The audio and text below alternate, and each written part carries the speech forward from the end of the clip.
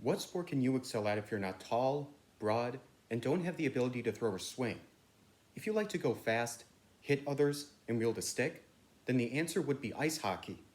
When I was in kindergarten, I brought home a flyer saying, "Learn how to skate for free." Lucky for me, I lived right across the street from the Viroqua Community Arena where the lessons were going to be held. Shortly after bringing the flyer home, I started to learn how to skate. I reported each Saturday morning through the winter for skating lessons. I ended up playing hockey for 12 years and enjoyed it. Hockey is often overshadowed by other sports, such as basketball and football. Some sports seem to drag on, but hockey provides constant entertainment. This sport needs one to constantly watch because the team could go from winning one moment to losing the next. Hockey players need to be well-rounded athletes. They need to have balance, speed, agility, and hand-eye coordination. Today, we will be discussing the 3 steps it takes to become a hockey player. The first step to becoming a hockey player is learning how to skate. One can learn how at almost any age. Ice skating will build strength in one's leg muscles, improve joint flexibility, and increase one's endurance. A proper pair of fitting skates is needed. These skates can either be owned or rented. The skates need to be laced up and tied properly to ensure one has a snug fit but is still comfortable. The blades of the skate will usually be covered by a guard to protect it when not on the ice. It's important to remember not to walk on concrete or wood when one has their skates on. Prior to hitting the ice, practice balancing your skates by standing on solid ground. Use a stable object like a chair to stand behind and gradually build your confidence. Shift your weight on the blades and maintain your balance to the point where the chair is no longer needed. Now it's time to hit the ice. Before entering the arena, remember to remove your guards from your skates.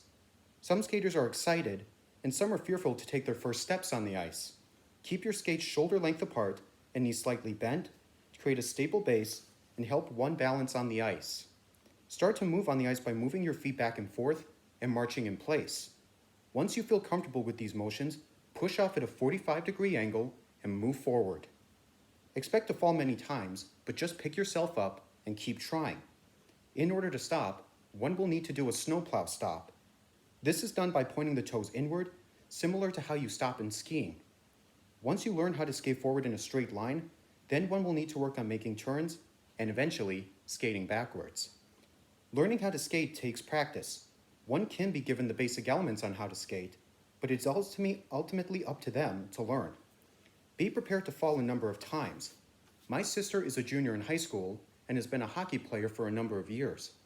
I asked her one day what it takes to become a better skater, and she stated that it was done by going to Open Skate many times. Open Skate is a weekly event in the winter on Saturday and Sunday from 6 p.m. to 8 p.m. That is open to the public. Here she could skate with her friends, playing tag and just goofing off, all the while learning the skills to skate better. The second step to becoming a hockey player is learning how to shoot a hockey puck with your stick. Learning to shoot a puck with your stick is the next step to becoming a hockey player. The 2 most common shots are wrist shots and slap shots. The stick is either made of wood or graphite and bends slightly at the end. The height of the stick with skates on should measure from the floor to the chin, and with no skates should measure from the floor to their nose. For a wrist shot, grasp the stick by putting your dominant hand at the top of the stick and your non-dominant hand towards the halfway down to the shaft of the stick. By positioning your hands correctly on the stick, it will help with proper control and power.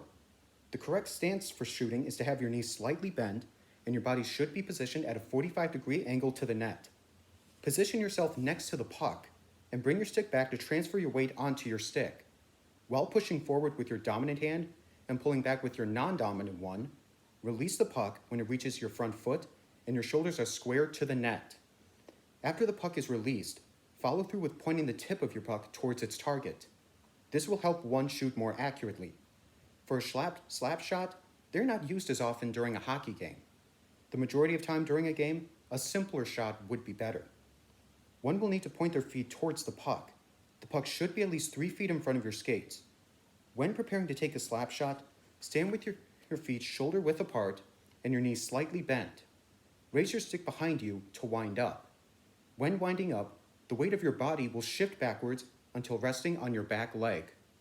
Shift your momentum to your forward leg and start to swing your stick down towards the puck.